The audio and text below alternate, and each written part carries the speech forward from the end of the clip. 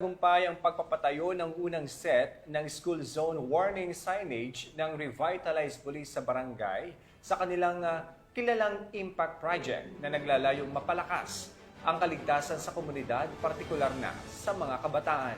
Layunin ng proyektong ito na maiwasan ng aksidente sa kalsada sa pamamagitan ng pagbibigay ng sapat na babala sa mga motorista na maghinay-hinay sa pagmamaneho kapag nasa school zone area. Nakatutok dyan si Patrolwoman Charmaine Balunsat.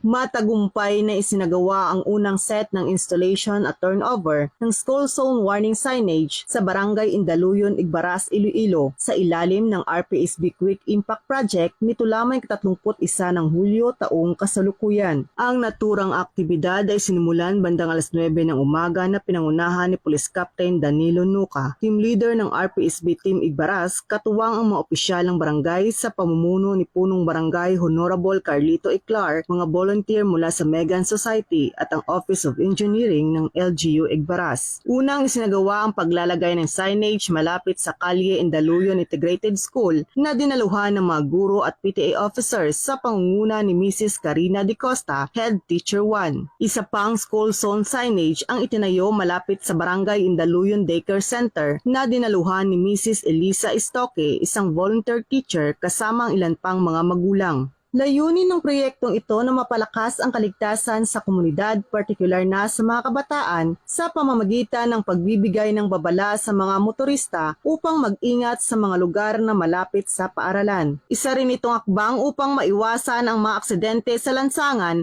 at mapanatili ang kaayusan at seguridad ng mga estudyante at pedestrian. Lubos ang pasasalamat ng mga guro at magulang sa RPSB Team Igbaras para sa kanilang dedikasyon at malasakit sa kaligtasan ng mga kabataan. Nagtapos ang aktibidad na may masiglang ngiti at pasasalamat mula sa lahat ng dumalo. Isang patunay ng patuloy na pagganap ng PNP sa kanilang tapat at makataong serbisyong publiko. Mula dito sa Western Visayas, ako ang inyong PNN correspondent, Patrolwoman Charmaine Balunsat. Alagad ng batas, tagataguyod ng Balitang Pulis.